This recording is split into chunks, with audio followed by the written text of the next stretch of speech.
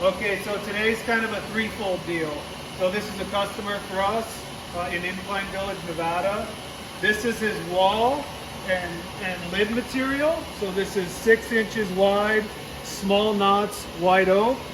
Here's his floor material, rustic grade white oak, 9.5 inches, all at 8 foot long.